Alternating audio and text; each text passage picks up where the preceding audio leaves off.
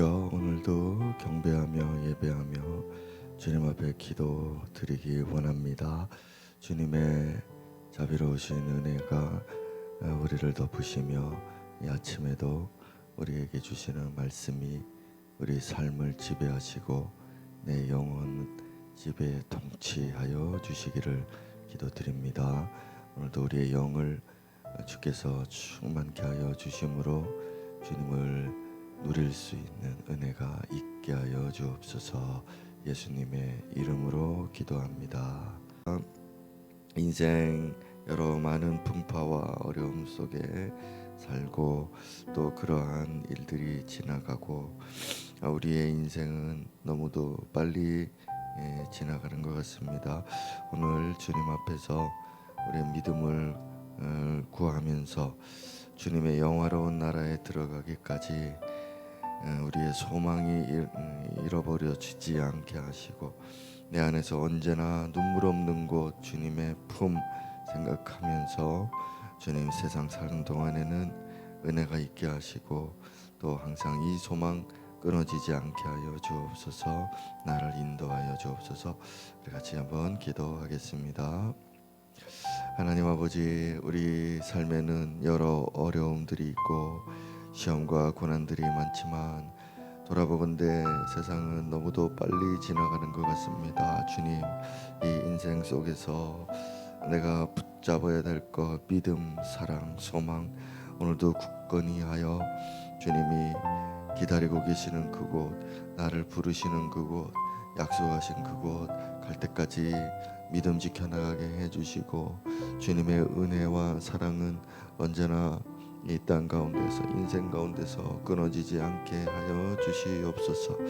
주님 만나 뵈올 날이 점점 더 가까워오고 있는 이 순간 우리 주님과의 만남과 관계는 더 깊어져만 가게 하여 주시기를 기도드립니다.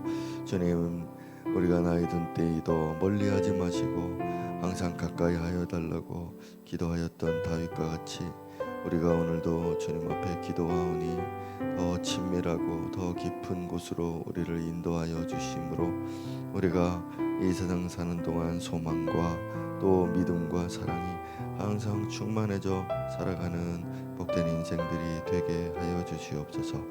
오늘도 하나님의 말씀은 살았고 운동력이 있어 우리의 모든 것에 좌우의 날성검과 같이 영과 혼과 육을 찔러 쪼개는 분이 역사가 있사오니 주의 말씀이 오늘도 우리 가운데 임재하여 주시옵소서. 예수님 이름으로 기도합니다. 아멘. 에스겔 46장 보겠습니다. 에스겔 46장 1절에서 15절 교독하겠습니다. 주 여호와께서 이같이 말씀하셨느니라. 안뜰 동쪽을 향한 문은 일하는 엿새 동안에는 닫되 안식일에는 열며 초하루에도 열고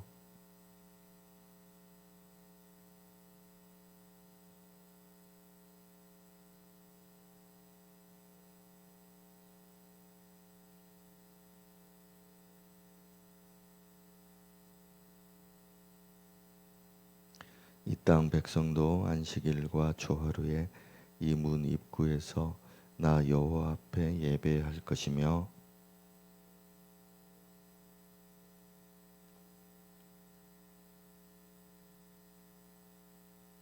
그 소재는 수작 하나에는 밀가루 한 에바요 모든 어린 양에는 그 힘대로 할 것이며 밀가루 한 에바에는 기름 한 흰씩이니라.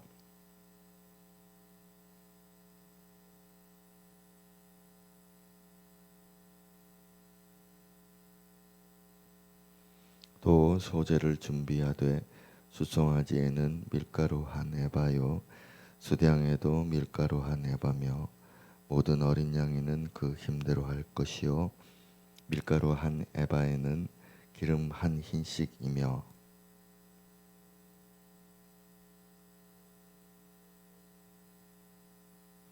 그러나 모든 정한 절기에 이 땅 백성이 나 여호와 앞에 나아올 때에는 북문으로 들어와서 경배하는 자는 남문으로 나가고 남문으로 들어오는 자는 북문으로 나갈지라 들어온 문으로 도로 나가지 말고 그 몸이 앞으로 향한 대로 나갈지며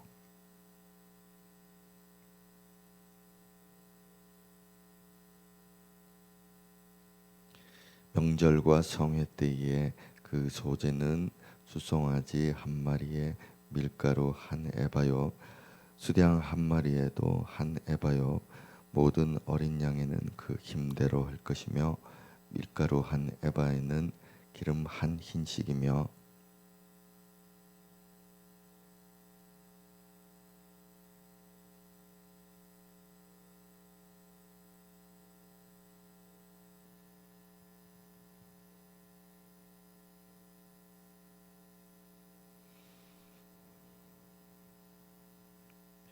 아침마다 1년 되고 흠 없는 어린 양 한 마리를 번제를 갖추어 나 여호와께 드리고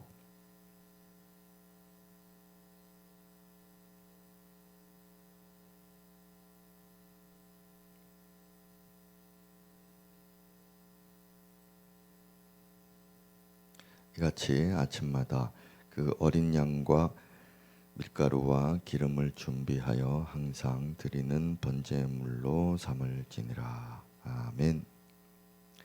자, 안식일과 초하루, 그리고 명절, 절기죠. 그리고 상번제 아침마다 드리는 제사 이렇게 규례를 적고 있습니다. 자, 일단은 신명기에 나오는 율법에도 이렇게 이제 안식일마다 뭐 상번제마다 절기 때마다 초하루 월삭이죠. 초하루마다 드리는 예물들이 정해져 있는데 이 에스겔이 밝히는 이 양과 소, 뭐 소재 이런 것들과는 조금씩 다르거든요. 자, 그래서 이런 부분들로 인해서 이제 혼란이 있고 그러면은 이 에스겔 성전 그리고 제사가 율법과 다르기 때문에 이런 부분을 이제 해석하는 데 있어서 상당히 어려움을 겪고 있는 것이죠. 자, 우리는 성경에서 우리 목사도 그렇고 또 우리 성도들도 그렇고 모르는 거에 대해서는 모른다 하면 됩니다.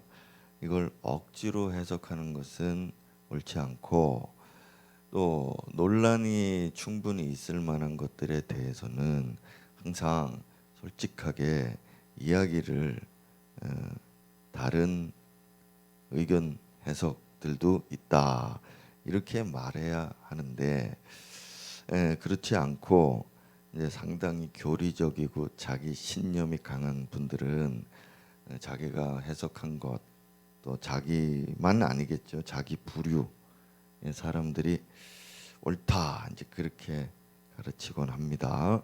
그러나 특별히 에스겔 같은 경우가 이제 해석하는 데 있어서 어려움이 있는 게 사실인데 이런 것들을 이제 어렵다 그러면서 억지로 풀려고 하는 그런 시도는 옳지 않다는 것을 다시 한번 말씀드리고 그러면은 우리 성도들도 성경을 볼 때 이런 것들에 대해서 더 알고 싶은 마음은 있지만 이런 것들이 어렵고 또 확실하지 않은 그런 상황인 경우에는 여러분 우리가 하나님의 은혜를 구하면서 내게 주시는 은혜 말씀은 무엇이냐 자 이렇게 접근을 하시는 게 옳다 하는 것을 한 번 더 말씀을 드리겠습니다. 자 그러면은 일단은 이제 이 양들과 뭐 소들의 숫자가 조금씩 달라요. 자 그런데 어쨌든 이렇게 다른 부분들을 오늘 우리가 한번 그래도 한번 해석을 해보겠습니다. 자, 먼저는 안식일과 월삭에 드려지는 예배가 처음에 언급이 돼 있죠. 그런데 이제 나오는 게 뭐냐면은 안식일 동쪽을 향한 문입니다. 자, 이 문은 이제 동문이라고 하는데 이 동문은 두 개가 있습니다. 동문이 바깥쪽에 붙어 있는 문이 있고 또 안쪽에 붙어 있는 문이 있어요. 그래서 이거는 분명히 돼 있죠. 안뜰 동쪽 문이라고요. 1절에. 그래서 이 안뜰 동쪽 문은 군주가 들어갔다 나왔다 하는 곳이고 바깥에 있는 동문은 지금 열리거나 닫히지 않습니다. 왜냐하면 앞부분에서 하나님의 영광이 그 문으로 들어오셨거든요. 그러면서 그때 들어오실 때 44장, 43장 거기 보면 나오는데 거기에서 들어오실 때에 들어오고 난 다음에 다시는 열리지 않는다 이렇게 되어 있습니다. 그러니까 그것은 뭐 다시는 열지 말고 뭐 내가 열라고 할 때 열어라 이렇게 되는 것도 아니고 그 문장의 원어를 보면 다시 열리지 않는다 이렇게 돼 있거든요. 그게 무슨 말이냐면 하나님의 영광이 이제 예루살렘에서 떠나서 이 성전으로 들어오신 거잖아요. 그리고 다시는 나가지 않는다 그런 뜻이 되는 거죠. 그래서 영원히 하나님은 이 에스겔 성전에 들어와 계신 거다 이것입니다.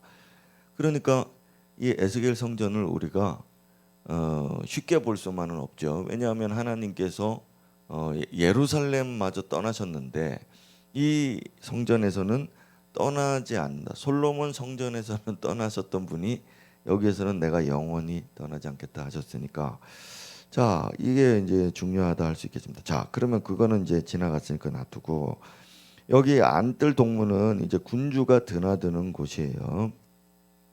자 그러면서 이 문이 언제 열리는가 하면 안식일과 초하루 월삭이죠. 안식일과 월삭에만 열리고 닫히고 하고 그때만 군주는 이리로 들어오게 됩니다. 그 다음에 9절에 보면은 절기 명절이 있는데 이 9절 이하에 나오는 명절에는 이 동문으로는 못 들어옵니다. 군주도 남문이나 북문으로 들어오게 돼 있어요. 그래서 백성들과 함께 군주도 들어오고 나가고 해라. 언제요? 정한 절기일에는 이제 그렇게 되는 거죠. 그러니까 이 동문은 함부로 열리는 게 아니고 되게 중요한 날이겠죠. 안식일 그리고 월삭 그렇게 되죠. 자 서문은 없습니다. 서문은 없기 때문에 남문, 북문, 동문 이렇게 들어오고 나가고 하는 거죠. 자 그다음에 어쨌든 뭐 율법에는 뭐 어린 양 뭐 2마리를 드리라 그러는데 여기서는 6마리를 드리고 뭐 하여튼 뭐 여러 가지 그런 게 다르고 또 소재가 추가돼 있고 하여튼 그런 게 있습니다. 자 그러면 오늘 우리는 무엇에 이제 주목해야 되느냐? 이 군주입니다. 이 군주라고 하는 단어는요 좀 특별하죠. 이제 한글 성경에서 군주라고 이렇게 번역을 해가지고 좀 어려운 면이 없지 않아 있는데요. 원래 이제 히브리어에는 나시라고 되어 있습니다. 나시는 그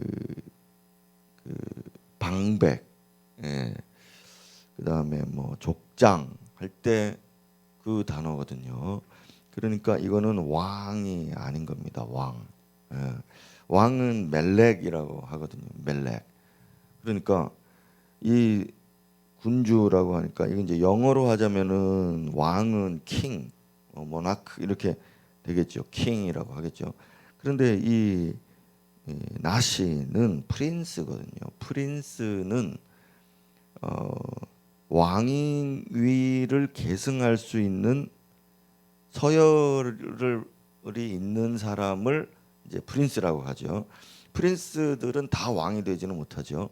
서열이 쭉 있는데 앞선 서열의 사람들이 왕이 되고 나머지는 그냥 군주로 남는 것입니다.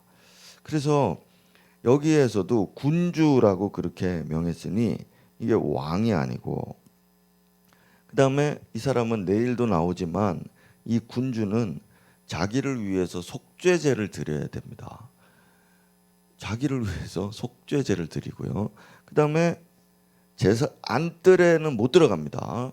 그리고 제사장이 대신 제사를 드려줘요. 이 제사장들이 군주를 위해서 제사를 드린다고요.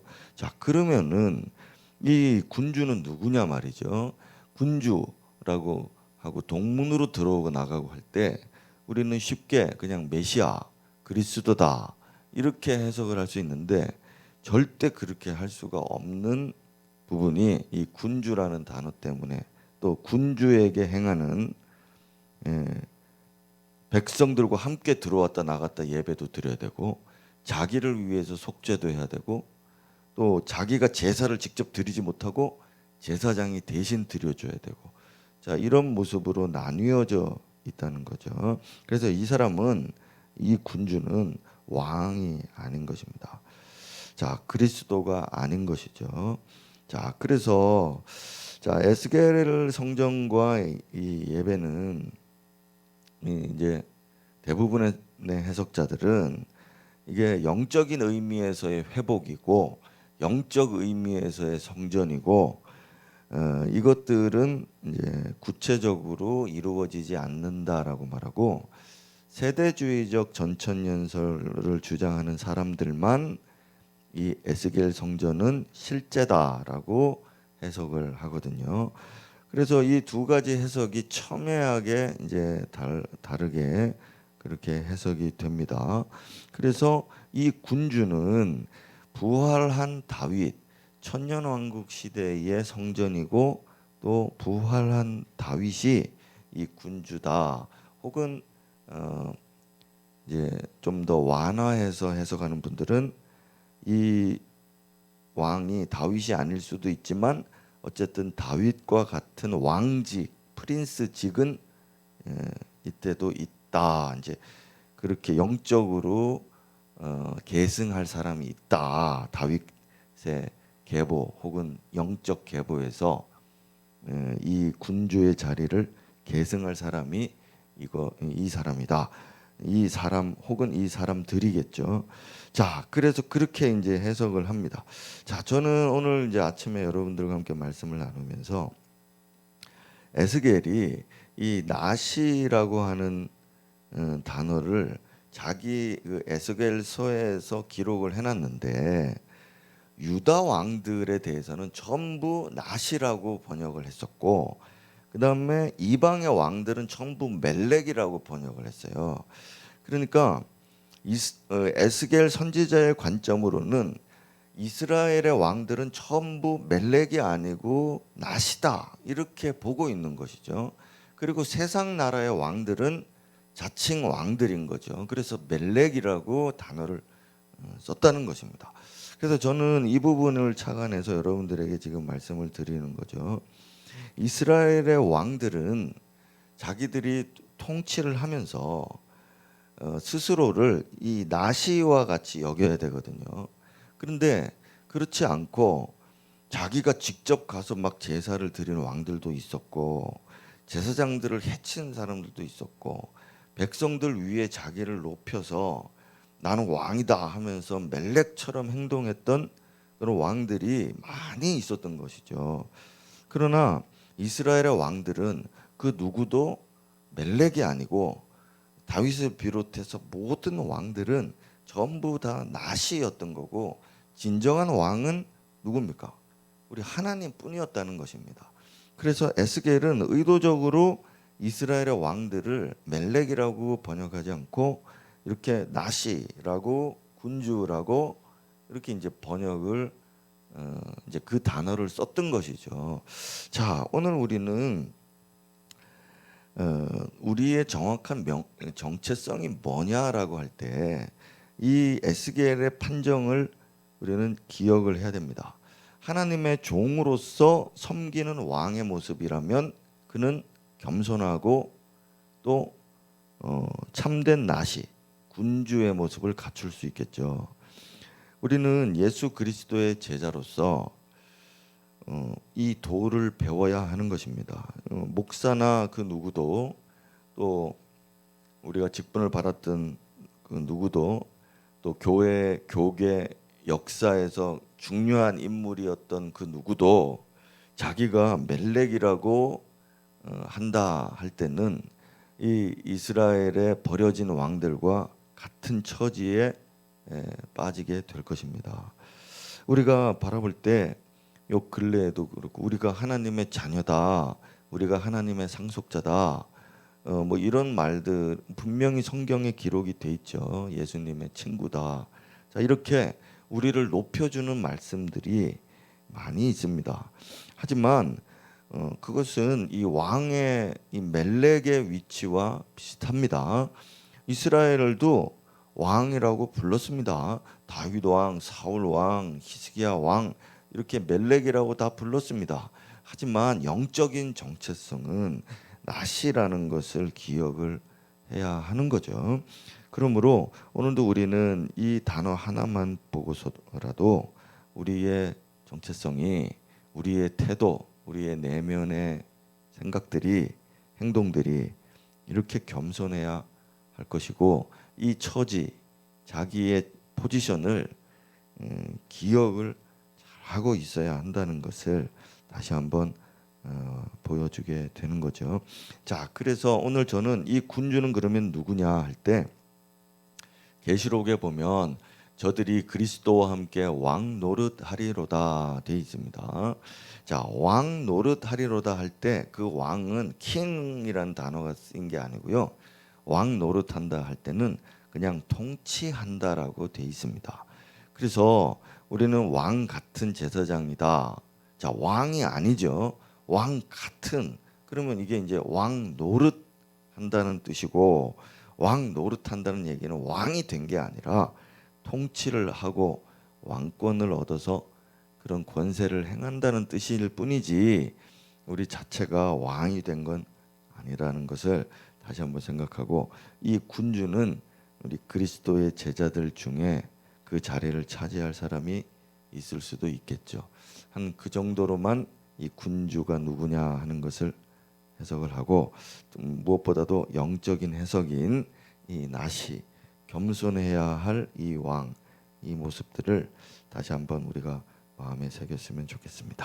자, 우리 30분에 같이 기도하겠습니다. 아침에만 드린다 하는 것에 있습니다. 원래 율법에는 조석으로 드려야 되거든요. 아침 그리고 저녁에 드리는데 에스겔 제사에서는 아침만 드립니다. 오늘 특별히 새벽에 온 우리들에게 이 말씀이 좀 힘이 됐으면 좋겠습니다. 우리 살아가는 동안에 아침마다 주님을 배우는 우리들의 영혼이 얼마나 복된 것인지를 다시 한번 깨달으며 우리 주님 앞에 제단을 쌓는 그런 오늘 아침 되었으면 좋겠습니다. 오늘도 나시의 입장에서 주님 앞에서 살아가고 또 상번제로 우리를 드리는 우리 성도들에게 은혜가 있기를 우리 함께 한번 기도하겠습니다. 기도합시다. 우리 하나님 감사합니다. 오늘도 아침에 말씀을 주심으로 하나님의 백성들 그리고 그 왕이 어떻게 살아가야 하는지를 오늘 우리가 배웁니다. 하나님, 성전이 있는 것은 예배하기 위함이니 오늘 우리에게 이 성전과 성전에서 드려지는 예배를 귀하게 여기게 하시고, 특별히 안식일과 초하루에 하나님께서 모든 것보다 위에 두셨던 것처럼 오늘도 우리는 이 날들을 섬겨 주님을 경배하고 예배하기 원합니다.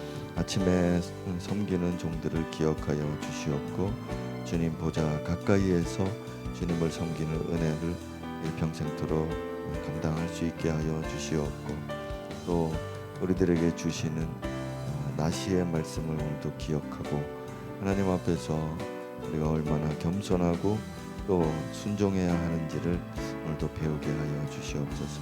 그리스도의 제자들이 이 군주의 도를 배워서 하나님을 섬기는 아름다운 날들이 우리 인생을 계속되게 하여 주시기를 축복하며 기도합니다.